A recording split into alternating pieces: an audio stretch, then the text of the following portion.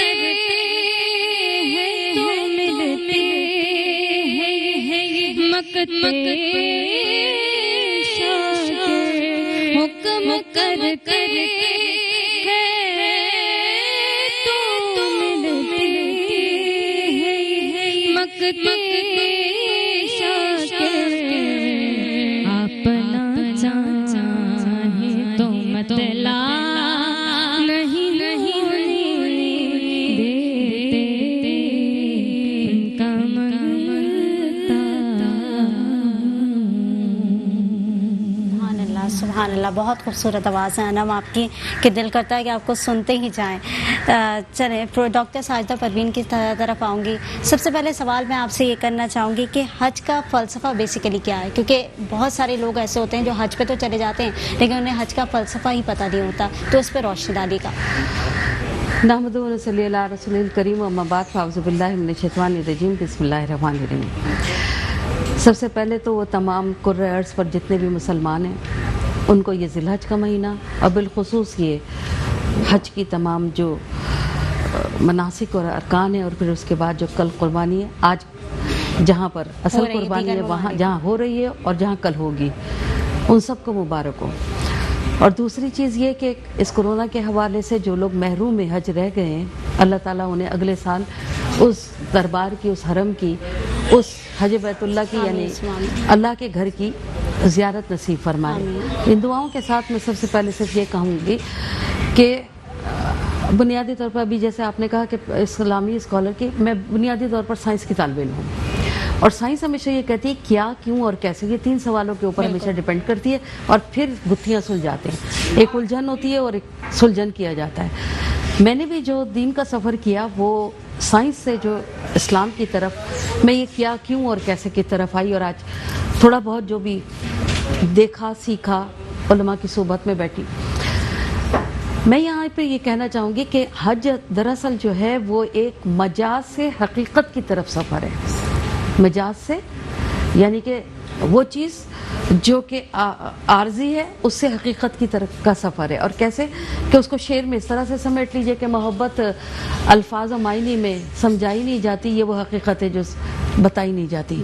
اب کیا ہے کہ یہ دراصل اس کو اور ایک اگر منطقی اور دلیل کی صورت میں بیان کروں تو یہ کہوں گی کہ جو مستربان الہی تھے، اللہ تعالیٰ نے ان کو مقربان بنایا اور ان کی ہرادا کو محبوب بنا کر قیامت تک کے لیے مخصوص کر دیا، اور لوگوں کو اس بات کی تاکید کر دی کہ اب وہاں پر پیش ہو، اور وہ جو میرے مقرب ہیں، وہ جو میرے محب ہیں، وہ جو میرے عاشق ہیں، ان کی نشانی جو وہ نشانیاں ہیں ان کو واپس ادا کر کے میرے ہونے کا، میری وحدانیت کا یقین دلاؤ۔ اب اس کو کس طریقے سے سمیٹے؟ آپ نے کہا کہ فلسفے کی بات ہے، بہت خوبصورت فلسفہ ہے۔ ایک گناہگار آدمی ہے، عام الفاظ، عام انسان کے لیے سوچنے کی بات ہے اور دلیلوں سے ثابت کرنے کی بات ہے کہ ایک گناہگار ہے، زیارت حج کے لیے گیا ہے، لپٹ کے رو رہا ہے، کہنے کو کچھ نہیں ہے لیکن اشک ہیں کہ وہ آنکھوں سے بہہ رہے ہیں، اور وہ اس طرح سے فریاد کر رہا ہے، وہ کہہ رہا ہے کہ اے میرے رب، میرے پروردگار، میں تیرے دربار میں آیا ہوں، تیرا جو یہ جو حج ہے،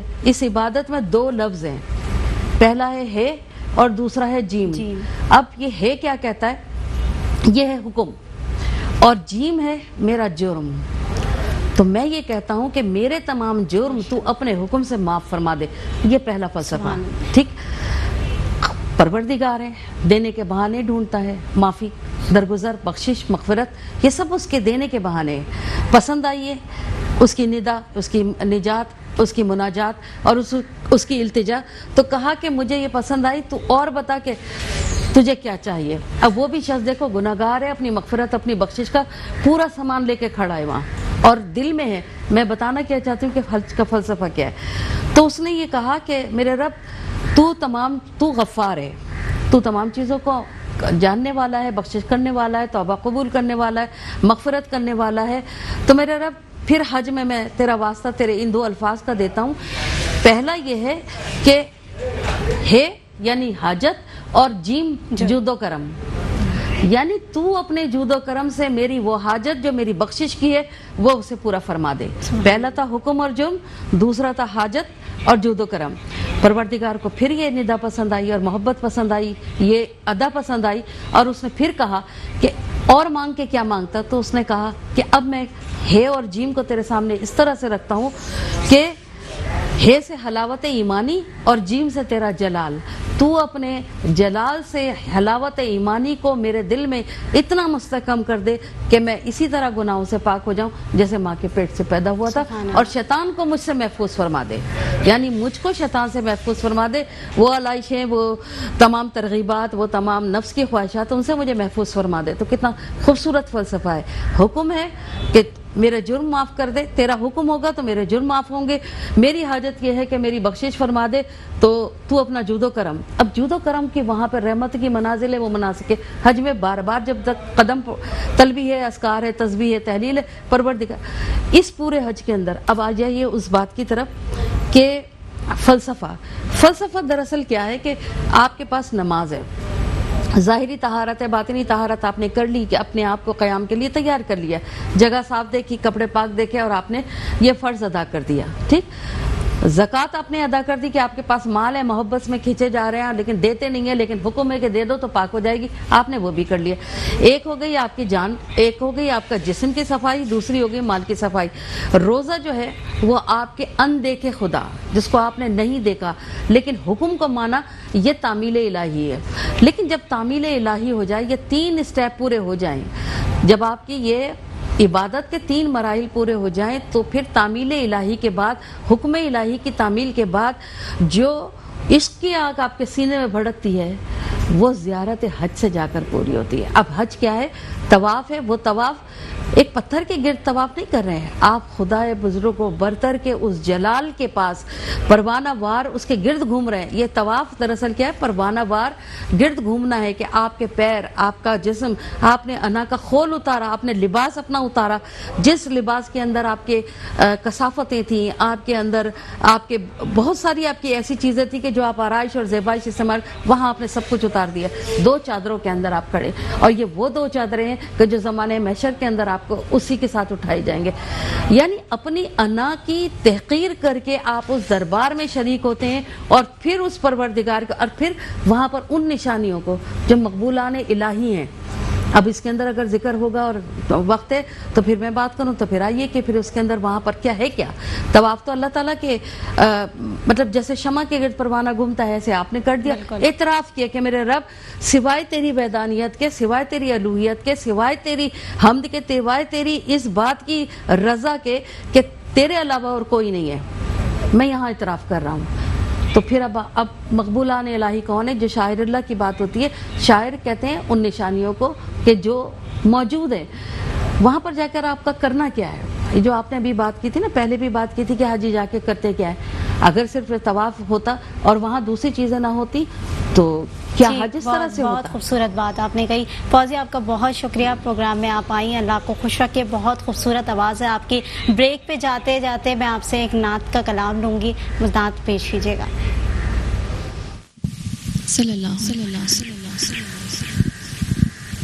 हुजूर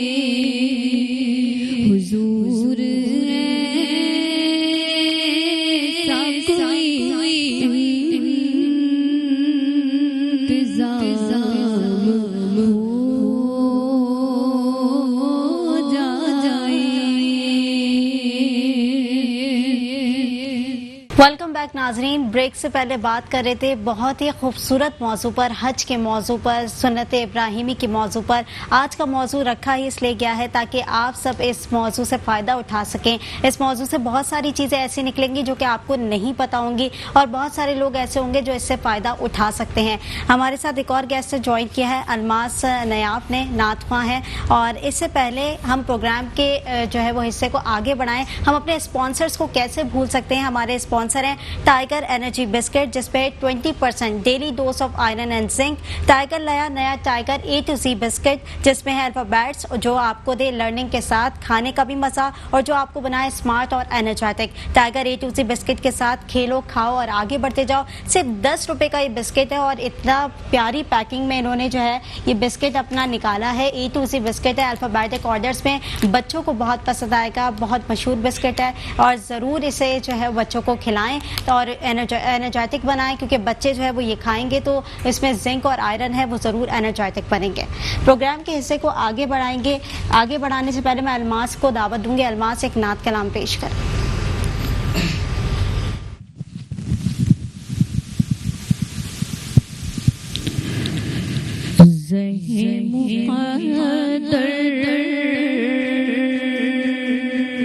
حضور حق سے سلام آیا، پیام آیا، جھکاؤ نظریں، بچھاؤ پل کے ادب کا اعلیٰ مقام آیا، زہ مقدر یہ کون سر سے کفن لپیٹے چلا ہے الفت کے راستے پر، یہ کون سر سے کفن لپیٹے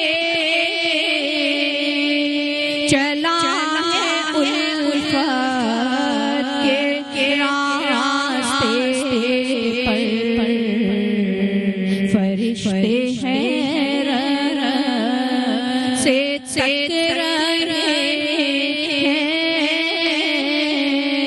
یہ کون سی ہے ترانہ آیا،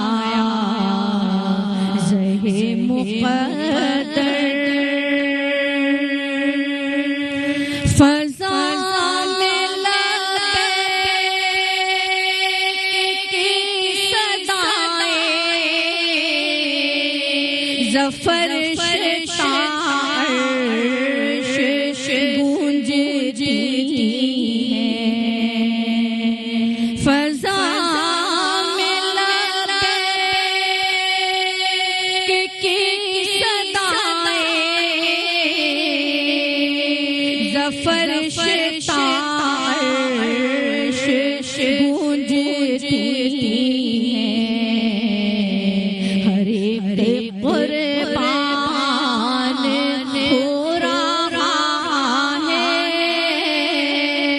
زباں پہ یہ اس کا نام آیا، زہ مقدر یہ راہ حق ہے، سنبھل کے چلنا،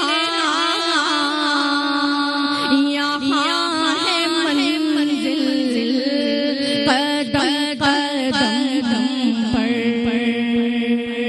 یہ راہ حق ہے، سنبھل کے چلنا، یہاں ہے منزل قدم قدم پر، پہنچنا در پر تو کہنا آقا سلام لیجیے، غلام آیا، زہ مقدر حضور حق سے سلام آیا،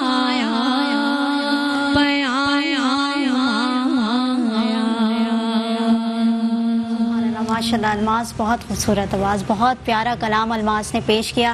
ساجدہ آپا آپ کی طرف دوبارہ آؤں گی۔ جیسا کہ ہم نے بریکس پہ جانے سے پہلے ہم نے بات کی حج کے فلسفے کے حوالے سے کہ حج کا فلسفہ ہے کیا، اور لیکن حج کے فلسفے کے ساتھ ساتھ ایک مناسک حج جو کل ادا کیا گیا ہے، بہت سارے لوگ ایسے ہیں جن کو مناسک حج یہی نہیں پتہ کہ اس کے رکن کیا ہے، مناسک حج ادا کیسے کیا جاتا ہے۔ دیکھو بیٹا، ابھی یہ جو کلام پڑھا گیا نا، اس میں ایک الفاظوں کی اگر محبت کو محسوس کرو اور اس کی شدت کو محسوس کرو تو یہ راہ حق ہے، سنبھل کے چلنا، یہاں ہے منزل قدم قدم پر. یہ جو کلام ہے اگر اس کو اگر آپ سنو، اور پہلا اس کا جو شروعات ہے وہ یہ ہے زہ مقدر. مقدر یعنی کہ آپ کو اللہ تعالیٰ کی طرف سے یہ انعام ملے تو آپ کے پاس. مناسک حج کی جہاں تک کا بات آتی ہے، ارکان حج کی جہاں تک کا بات آتی ہے، تو 8 ذی الحج سے 13 ذی الحج کے درمیان جو ادائیگی ہے ارکان ہے، اس کو ہم کہتے ہیں کہ مناسک حج ہے.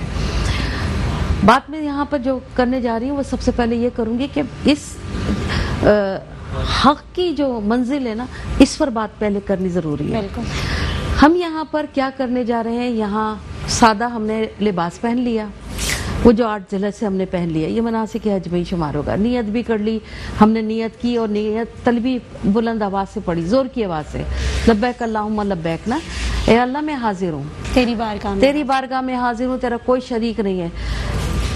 اعتراف بندگی اور اعتراف خدا بندی ساتھ ساتھ اظہار ہے. عبد اور معبود کا جو رشتہ ہے وہ یہاں سے 2 انسلے کپڑے پہننے سے شروع ہو جاتا ہے. آپ نے اپنے آپ کو اس کے سپرد کیا کہ جو رب ذوالجلال ہے. بے شک. یہاں سے آپ کا سفر شروع ہوا، اور سفر شروع ہونے کے بعد پھر آپ اس کو یوم تربیہ بھی کہتے ہیں کہ اس دن پہلے عرب میں یہ ہوتا تھا کہ وہاں اپنے گھوڑوں کو پانی پلایا کرتے تھے اور ان کو تر کیا کرتے تھے، کیونکہ اس کے بعد شدت کی گرمی ہوا کرتی تھی، تو اسی نسبت سے اس کو یوم تربیہ 8 ذی الحج کو کہا جاتا ہے. اب 9 ذی الحج کے دن ہم جب آتے ہیں، عرفات کا میدان ہے، وہ عرفات کا میدان جہاں رسول اللہ صلی اللہ علیہ وآلہ وسلم نے اپنے فتح مکہ کے بعد جب پہلی مرتبہ جب خطبہ دیا، جس کے آپ نے پہلے بھی بات کی تھی، وہ عرفات کا میدان جہاں پر دنیا کی قبیح رسومات کا، باطل رسومات کا، عقائد کا خاتمہ ہوا آپ صلی اللہ علیہ وسلم کی زبانی. اور چونکہ دین مکمل ہونے والا تھا تو اللہ تعالیٰ نے یہ 8 میں فتح مکہ ہوا تھا اور 9 کے اندر آپ کو پہلی مرتبہ یہ سعادت آپ کو ملی کہ آپ نے صحابہ کرام کے ساتھ کیا. یہ خطبہ دراصل کیا ہے، وہاں کھڑا ہونا کیا ہے، وہاں پر منا کے اندر قیام کرنا کیا ہے، اس جگہ کے اوپر عرفات کے میدان کے اندر ٹھہرنا ہی فرض عبادتوں میں شمار ہوتا ہے، اور پھر وہ خطبہ سننا یہ وہاں پہ فرائض میں شامل ہے.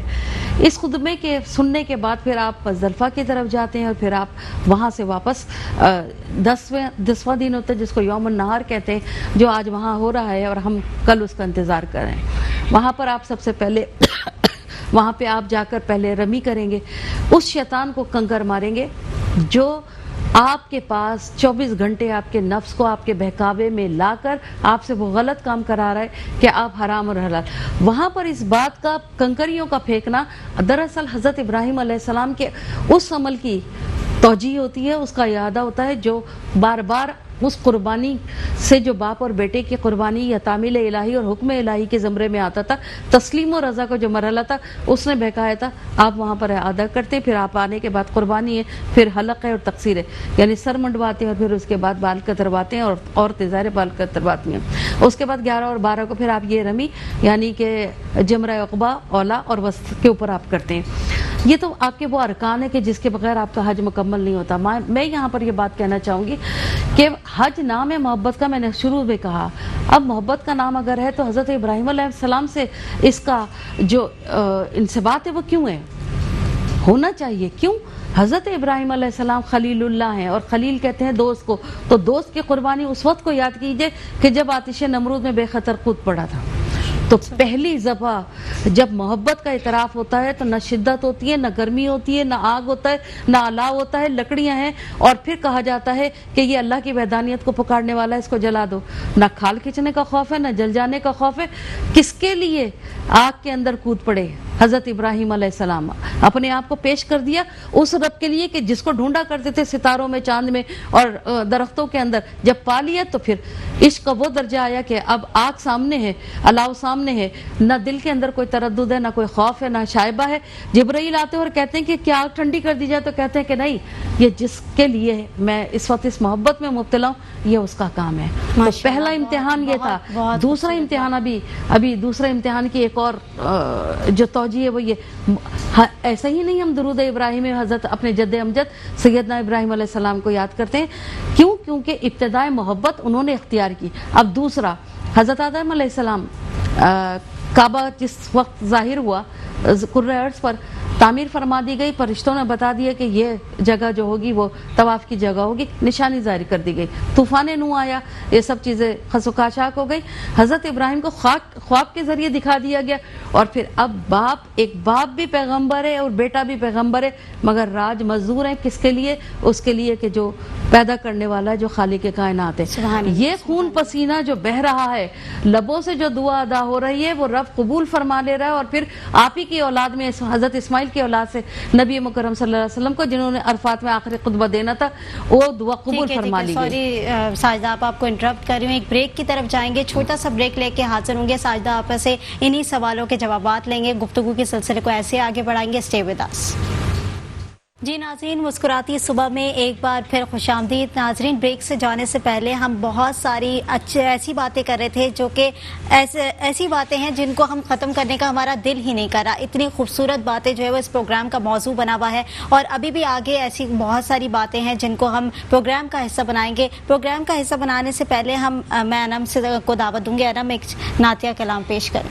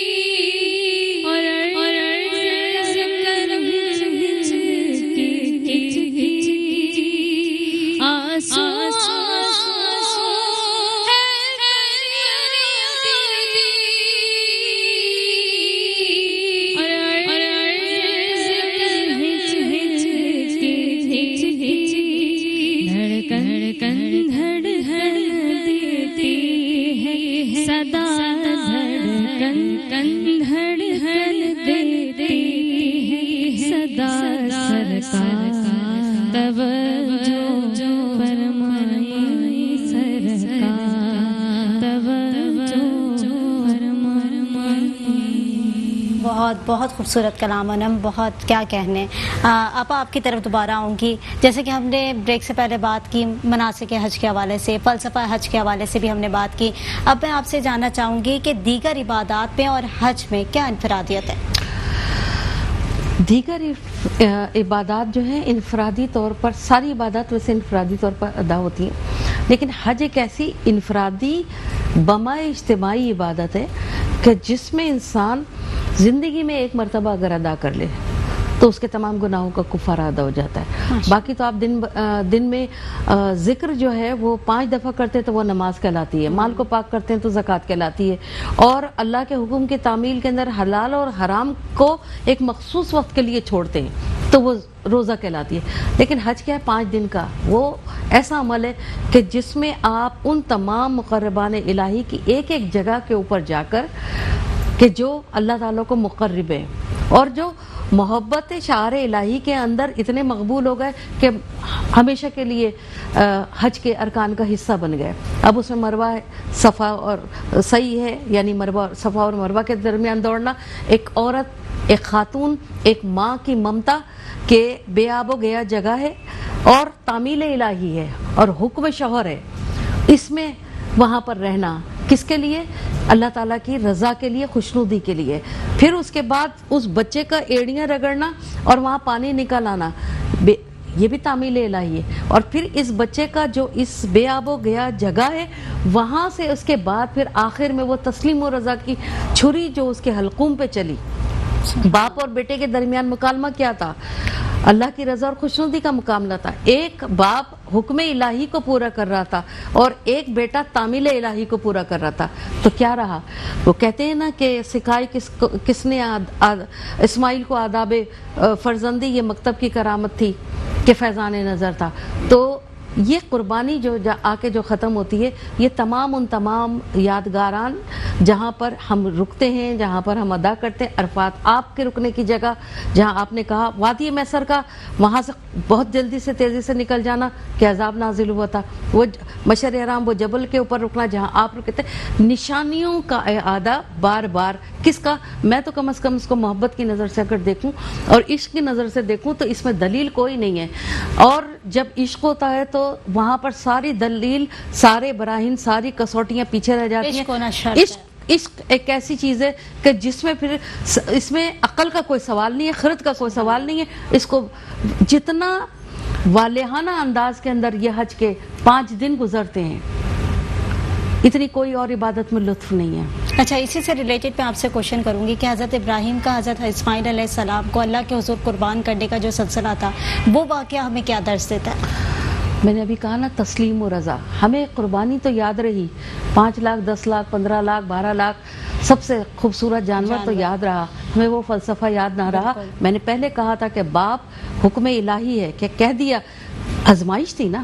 بالکل. تو یہ آزمائش باپ نے انسانی جان لینے کے لیے کہا گیا, جبکہ کہیں بھی پروردگار نے جب سے انسانی زندگی کا ارتقا شروع ہوا ہے کہیں بھی انسانی جان کی حرمت کو بہت اعلیٰ مثال قرار دیا. ایک بیٹے کی قربانی کیوں لے رہا تھا؟ صرف دیکھنا چاہتے تھے. آزمائش تھی. حکم الہی کی تعمیل ہوتی ہے یا نہیں ہوتی ہے, دونوں کی آزمائش تھی. کیونکہ اس نبی کے حضرت ابراہیم علیہ السلام, ان کے ظاہر ہے کہ یہ ایک اور بنی اسرائیل کا حضرت یعقوب کا بھی سلسلہ ہے. حضرت اسماعیل کی اولاد میں سے صرف ایک دعا کا پورا ہونا بھی تھا, اور حضرت اسماعیل اس کسوٹی پہ کس طرح سے پورا اترتے ہیں کہ اپنے آپ کو قربانی کے لیے پیش کرتے ہیں یا نہیں پیش کرتے, یا باپ کے حکم کی فرمانبرداری کرتے نہیں کرتے. یہی تو امتحان تھے. قربانی کا فلسفہ اصل میں امتحان ہے, مگر وہ امتحان جو کہ آج کل ہم دے رہے ہیں وہ والا امتحان نہیں ہے کہ ہم گلی میں لے کے نمائش کرتے ہیں اس جانور کی جس کے پاس میسر نہیں ہے, ہم اس کی دل آزاری کرتے ہیں. جس کے گھر میں نہیں ہے ہم اس کی دل آزاری کرتے ہیں. یہ کرونا کے قربانی کا فلسفہ, یہ والا جو وقت ہے, یہ بہت بڑا وقت ہے, مشکل وقت ہے. سب سے پہلے تو دعا یہ کرنی چاہیے کہ یہ تمام آرائش اور زیبائش اور یہ ساری تمام جو چیزیں, یہ دعا کرنی چاہیے کہ آج جو 60,000 لوگ ہیں, کل جو 60 لاکھ ہوا کرتے تھے, آج 60,000 اگر رہ گئے ہیں تو میرے رب, میرے پروردگار, ہمیں اس جگہ سے محروم نہ فرما, اور اس جگہ سے اور اس جو رکن عبادت ہے اس سے محروم نہ فرما کہ کہیں ہم تیری محبت اور تیری آگے بڑھنے کی جو آزمائش ہے ہماری, ہم اس کے اندر کہیں پورے نہ اتر پائیں. تو یہ قربانی کے فلسفے کے اندر بھی یہی ہے کہ میں اس کو کم از کم یہ سمجھتی ہوں کہ یہ باپ بیٹے کے درمیان صرف ایک قربانی مکالمہ نہیں تھا, بلکہ یہ ایک فلسفہ تھا جس کو اگر سب نے سمجھ لیا. اپنی مال کی آزمائش ہے, یہ بھی زکوٰۃ سے ریلیٹڈ ہے, لیکن حکم الہی کی یاد میں ہے. تو آپ اس کو قربانی کے فلسفے کو صرف ایک دمبا, بکرا, گائیں اس کی حلال کرنا نہیں ہے, بلکہ یہ اپنے اس بت کو کہ جو آپ کے اندر ہے, خواہشات نفسانی کے گلے پہ چھری پھیریں, یہ ہے فلسفہ اس کا۔ بہت شکریہ ساجدہ آپا، آپ نے اتنی خوبصورت باتیں ہم سے شیئر کی۔ انم آپ کا بہت شکریہ کہ آپ آئیں۔ موسم آپ دیکھ رہے ہیں باہر کتنا زیادہ خراب موسم ہوا ہوا ہے، اس کے باوجود جو ہے وہ ہمارے گیسٹ ہمارے پروگرام میں آئے، بہت بےحد شکریہ۔ الماس آپ کا بھی بہت بہت شکریہ۔ ناظرین آخری میں میسج صرف یہی دینا چاہوں گی پروگرام کے آخر میں کہ کل ہم پورے ملک میں عید الاضحیٰ منائیں گے، تو جتنا بھی گوشت ہے نا وہ اپنے فریزر میں جمع کرنے کے بجائے لوگوں کے جو مستحق لوگ ہیں ان تک آپ پرووائڈ کریں اور ان کو جا کے دیں، کیونکہ ان کے گھر میں شاید ایک وقت کا کھانا بھی نہیں بن رہا ہوگا، تو ان کو جا کے گوشت دیں تاکہ آپ کو ان کی دعائیں بھی لگ سکیں۔ پروگرام کا وقت ختم ہوا ہے، مجھے اور میری پوری ٹیم کو دیتی ہے اجازت، لیکن جانے سے پہلے میں الماس سے ایک نعت کلام لوں گی۔ الماس نعت کلام پیش کیجیے گا۔